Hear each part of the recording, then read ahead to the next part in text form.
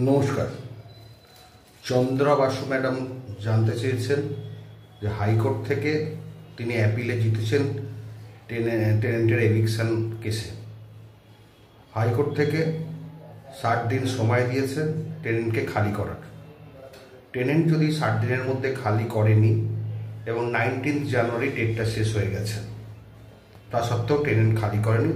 এখন ওনার কোশ্চেন হচ্ছে টেনেন্ট কি সুপ্রিম কোর্টে যেতে পারবে কি পারবে না।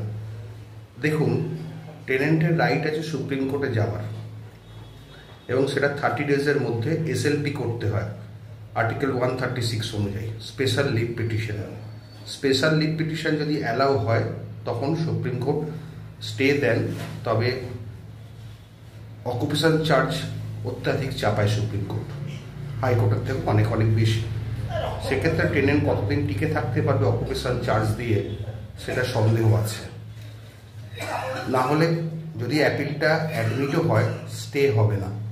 স্টে না হলে শুধুমাত্র পেন্ডেন্সি দেখিয়ে বেলিফের পজিশন বা পুলিশের পজিশন আটকানো যাবে না বেশি দিন। সুতরাং চন্দ্রা বাসু ম্যাডাম, আপনাকে একটা কথাই বলি, আপনি লেগে থাকুন। এক্সিকিউশন কেস 60 দিন হয়ে গেলেই ফাইল করে দিন, এবং তারপরে যা যা প্রসিডিওর আগেও অনেকবার বলেছি ভিডিওতে, সেই প্রসিডিওরগুলোকে মেনটেন করুন এবং আশা করি আপনি ঘর পাবেন। ফার্স্ট হচ্ছে বেলিফ গিয়ে পজিশন দেওয়ার চেষ্টা করবে। বেলিফ যদি না দেয়, বেলিফ যদি রেজিস্ট্রেট হয়, পুলিশ হেল্পের দরখাস্ত করুন এবং পুলিশ আপনাদেরকে পজিশন দিতে সাহায্য করবে। খুব জোর হয়তো 1 বছর এক্সিকিউশন কেসে লাগতে পারে, খুব জোর, যদি আদার সাইড কন্টেস্ট না করে। আর আদার সাইড কন্টেস্ট করলেও যদি স্টে না থাকে, আদার সাইডের কন্টেস্ট করার কোনো ভ্যালু নেই।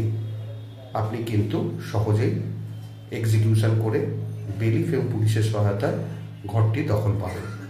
সুতরাং আপনি সময় নষ্ট না করে, 60 দিন হয়ে গেছে, সুতরাং আপনি আপনার লয়ার দিয়ে এক্সিকিউশন কেসটা অবশ্যই ফাইল করুন, কোনো রকম ডিলে করবেন না।